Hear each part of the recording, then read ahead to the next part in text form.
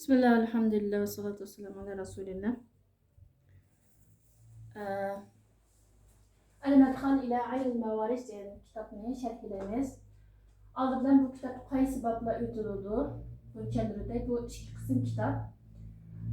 Birinchi qismdagi mazmunlar oldi bilan muqaddima.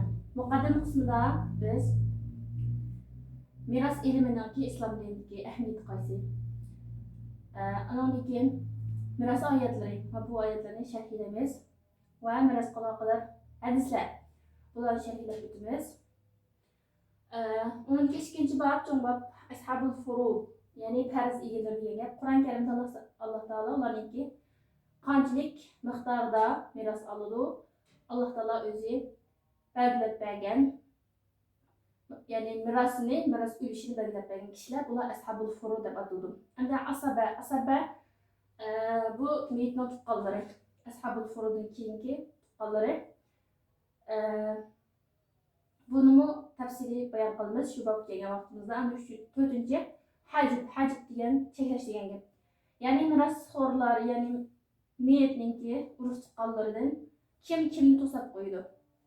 Buni vaqt kelgan tafsili o'tamiz. 5-chi hisob. Bu hisob babida sonlarninki bir-biridan matematikalik qanday munosabati bor, buni tunishtirib o'tamiz. 6-chi babul awl. Babul awl bu nayt oson bob. Yani merosxo'rlarningki og'a nesivisi asli masala deymiz. Bundan ziyod bo'lib qolgan vaqtida bu avl bo'ladi, bu oson.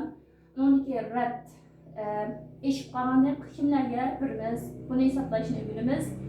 Uniki mazhab Zayd ibn Sabit'ninki meyitninki buvisi sahih bo'lishi kerak.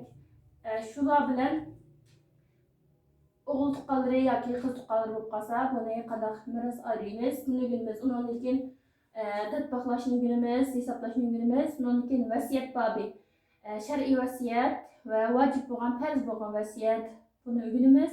Undan keyin munosahatni o'rganamiz. Bu matematikalik uzun hisob. Masalan, bir kishi 2000-yili vafot bo'ldi ve bir qancha merosxo'rlar bo'ldi. Undan keyin u merosni ayirmay turib, merosxo'rlarga birisi 2012-yilda o'lib ketdi. Undan keyin u merosni ayirmay turib, uningki merosxo'rlardan yana bir kishi o'lib ketdi. Shunday qilib 2010-yilgacha bir qancha kishilarning meroslari ayrilmay qoldi. Buni bir misol bilan qanday hisoblaymiz, buni o'rganamiz inshaalloh.